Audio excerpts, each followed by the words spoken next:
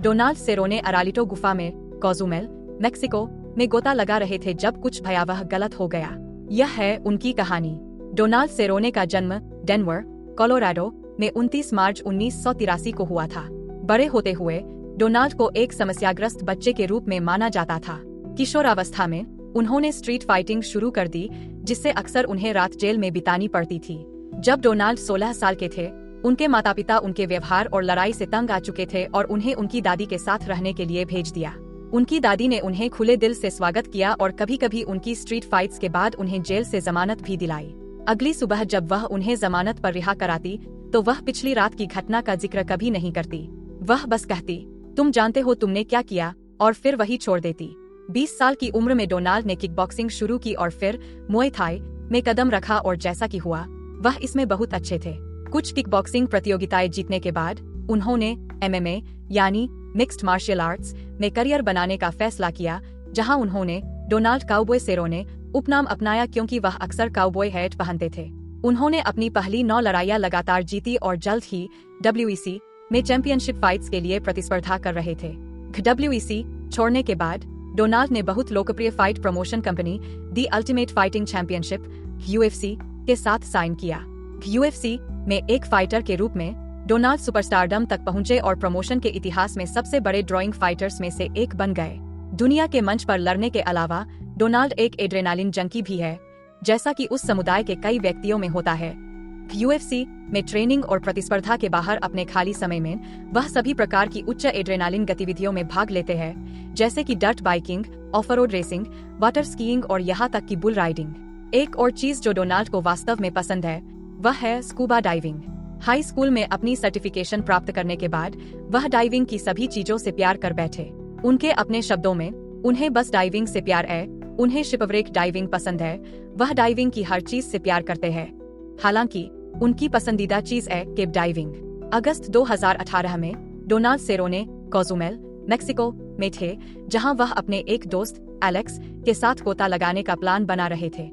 अपने ट्रिप के पहले 3 या 4 दिनों में उन्होंने कुछ शिपवरेक्स और कुछ कोरल रीफ्स पर गोता लगाया, अपने कुछ अन्य दोस्तों के साथ। उन्होंने सिर्फ 2 लोगों के लिए एक थोड़ी अधिक गंभीर गोता लगाने की योजना भी बनाई थी, एरोलिटो केव नामक गुफा में, जो कोजुमेल के पुराने साउथ हार्बर के क्षेत्र ओ में स्थित है। वहाँ एक साधारण सा दिखने वाला तालाब है जो पहुंचने में आसान है और आसानी से सुलभ है। ज्यादातर गोताखोर और पर्यटक इस तालाब को पार करते हैं और इस पर ध्यान नहीं देते। हालांकि यह तालाब वास्तव में बहुत उल्लेखनीय है। वास्तव में इसका नाम सेनोट एरोलिटो डी पेरेजो है। एक सेनोट एक प्राकृतिक गड्ढा या सिंकहोल होता है जो तब बनता है जब सतह के नीचे की चूना पत्थर गिर जाती है और नीचे का ग्राउंड वाटर प्रकट हो जाता है। इन सेनोट्स में से कई वास्तव में भूमिगत जल निकायों की ओर ले जाते हैं, जो छोटे तालाबों से लेकर विशाल और व्यापक गुफा प्रणालियों तक हो सकते हैं। सेनोट एरोलिटो सतह पर सामान्य है, लेकिन यह एक विशाल और व्यापक गुफा प्रणाली की ओर ले जाता है और कोजुमेल की सतह के नीचे 6 किलोमीटर से अधिक की मैप की गई गुफाओं से जुड़ता है।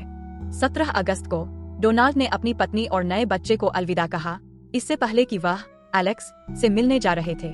जाने से पहले उनकी पत्नी ने कहा कि वह एलेक्स के साथ गुफा में जाने के बारे में वास्तव में असहज महसूस कर रही थी। उनकी पत्नी असहज थी क्योंकि वह एलेक्स की गोता लगाने की क्षमताओं को लेकर चिंतित थीं। कई वर्षों से एलेक्स और डोनाल्ड एक साथ गुफा में जा रहे थे और एलेक्स डोनाल्ड के लिए एक प्रकार के संरक्षक भी थे। लेकिन अब एलेक्स बूढ़े हो रहे थे और उम्र के साथ उनके मोटर स्किल्स में कमी आई थी। उनका दिमाग अभी भी उतना ही तेज था जितना पहले था, लेकिन उनका शरीर उतनी तेजी से नहीं चल पाता था। डोनाल्ड ने अपनी पत्नी को आश्वासन दिया कि सब कुछ ठीक होने वाला है और वह हमेशा की तरह गोता लगाने के बाद घर लौट आएंगे। उनकी पत्नी अभी भी चिंतित थी, इसलिए उन्हें आश्वस्त करने के लिए और अतिरिक्त सुरक्षा के लिए डोनाल्ड ने एक अतिरिक्त सिलेंडर ऑर्डर किया। मूल रूप से वह गोता लगाने के लिए 2 सिलेंडरों को लेने की योजना बना रहे थे और अब उनके पास कुल 3 सिलेंडर होंगे। गुफा में गोता लगाने में वे थर्ड समय गोता लगाने की योजना बना रहे थे। इसका मतलब है कि वे अंदर जाने के लिए अपनी हवा का 1/3 उपयोग करने वाले थे, 1/3 बाहर आने के लिए, और फिर उनके पास 1/3 रिजर्व में होगा अगर कुछ अप्रत्याशित हो जाए। गुफा में गोता लगाने में भी पहले गोताखोर जो एक गुफा की खोज और मैप करते हैं, वे गुफा के भीतर लंबी रस्सियां चलाते हैं जिन्हें गाइडलाइंस कहा जाता है, ताकि गोताखोर गुफाओं के अंदर और बाहर अपना रास्ता पा सकें। ऐसा इसलिए है क्योंकि इनमें से कई गुफाएं विशाल और घुमावदार होती है, जिनमें दृश्यता कम होती है और पहचानना मुश्किल होता है, जिससे यदि आप सिस्टम से परिचित नहीं हैं तो खो जाना आसान हो जाता है। इन गाइडलाइंस को डायरेक्शनल सिग्नल्स के साथ चिह्नित किया जाता है, जिन्हें कुकीज कहा जाता है, जो स्पष्ट और पढ़ने में आसान होते हैं और गुफा के निकास की ओर संकेत करते हैं। गुफा में गोता लगाने में मौत के प्रमुख कारणों में से एक है जब गाइडलाइंस का गलत तरीके से उपयोग किया जाता है या गोताखोरों द्वारा गलत तरीके से चिह्नित किया जाता है। जैसे ही वे गुफा में आगे बढ़े, ये गाइडलाइंस आमतौर पर दो अलग अलग प्रकार के होते हैं। पहले होते हैं फिक्स्ड और मेन लाइंस, जो स्थायी रूप से गुफा प्रणाली में स्थापित होते हैं और गोताखोरों को हर बार गोता लगाते समय गुफा में एक बड़े हिस्से की लाइनों को स्थापित करने की आवश्यकता को समाप्त करते हैं। ये या तो गुफा के निकास पर शुरू होते हैं या थोड़े अंदर तक जाते हैं, ताकि मनोरंजक गोताखोर उन्हें न पाए और बिना उचित प्रशिक्षण या उपकरण के गुफाओं में प्रवेश न करें। मेन लाइंस भी सभी जुड़े नहीं होते हैं, इसलिए गोताखोरों को एक से दूसरे को जोड़ने के लिए रील्स लाने की आवश्यकता होती है, जिसे जंप लाइंस के रूप में जाना जाता है। जंप लाइंस गोताखोरों द्वारा गुफा में आगे बढ़ते समय एक मेन लाइन से दूसरे को जोड़ने के लिए संलग्न किए जाते हैं। गोताखोरों द्वारा गुफा से बाहर निकलते समय जंप लाइंस भी हटा दिए जाते हैं, ताकि प्रणाली के भीतर लाइनों को सरल बनाया जा सके। डोनाल्ड और एलेक्स ने सतह पर छोटे से साधारण तालाब से अर्लिटो केव में प्रवेश किया। उन्होंने गुफा की विभिन्न लाइनों के साथ यात्रा की ताकि वे शानदार और विस्तृत प्रणाली का पता लगा सकें जिसे वे देखने आए थे। एक बिंदु पर उन्हें एक लाइन से दूसरी लाइन में स्थानांतरित करना पड़ा। पहले एलेक्स गए और उन्होंने अपनी लाइट को पकड़ा और उसे अपनी गर्दन के चारों ओर लटका दिया ताकि वह दोनों हाथों से स्विच कर सकें। जब एलेक्स ने अपनी बॉयंसी डिवाइस को बांधने का प्रयास किया, जो एक छोटा उपकरण है जो हवा से भरता है ताकि आपकी उत्थानशीलता को बढ़ाया या घटाया जा सके, वह रीला हो गया और गुफा की छत पर चला गया।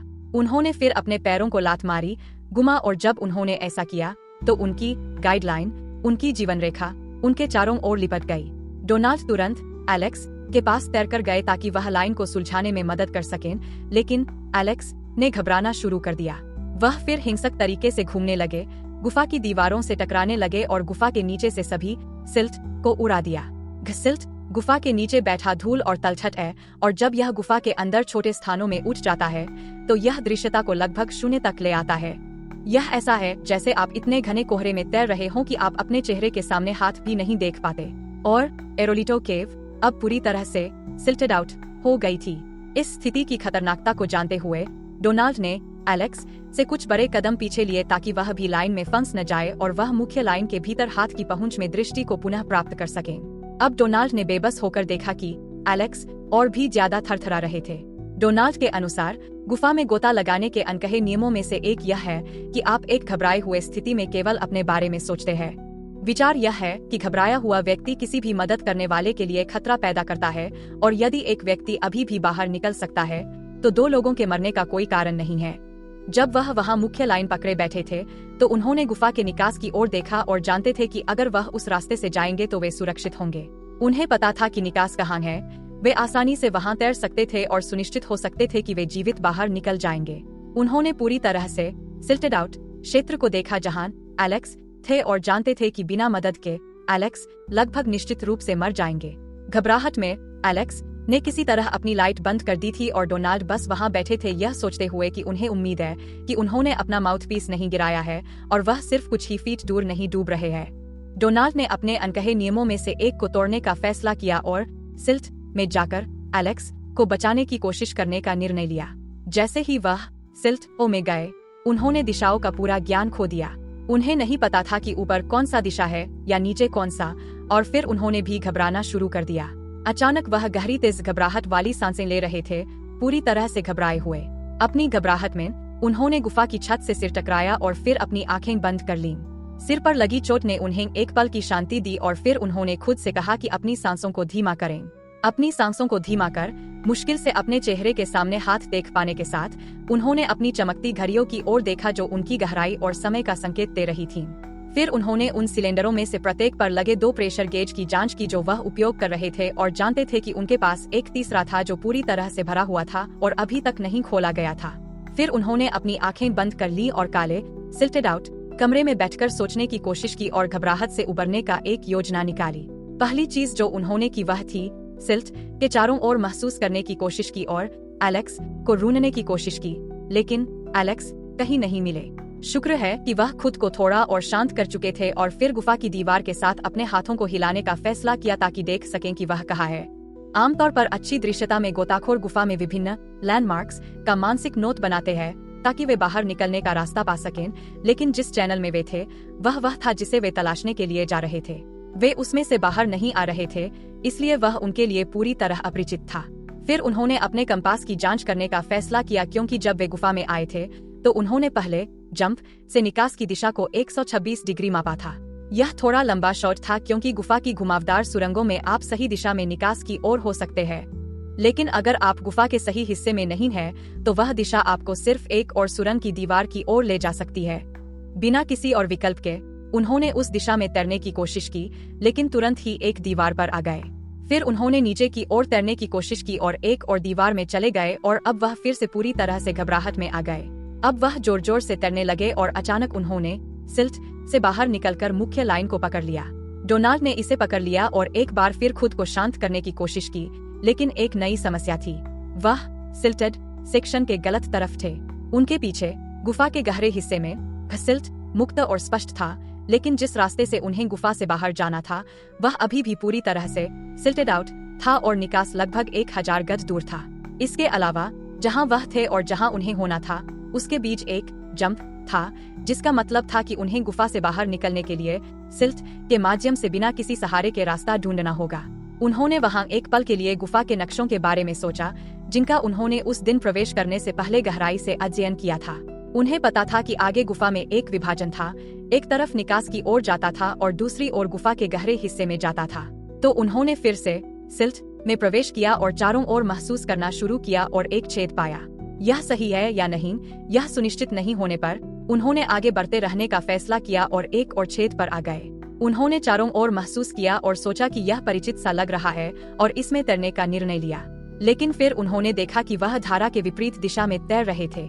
जब वे गुफा में प्रवेश कर रहे थे तब उन्होंने यह भी देखा था कि वे एक छोटी धारा के विपरीत दिशा में तैर रहे थे, जिसका मतलब था कि अब वह गलत दिशा में तैर रहे थे। फिर से घबराहट में उन्होंने हड़बड़ी से मेन लाइन पर वापस तैरने की कोशिश की और दूसरी तरफ सिल्ट के दूसरी तरफ बैठ गए, घबराहट से हाइपरवेंटिलेटिंग करते हुए। इस सुबह उन्होंने जब अपनी पत्नी और बच्चे को चूमा था और उन्हें आश्वासन दिया था कि वह घर आ रहे हैं, यही सब उनके दिमाग में चल रहा था।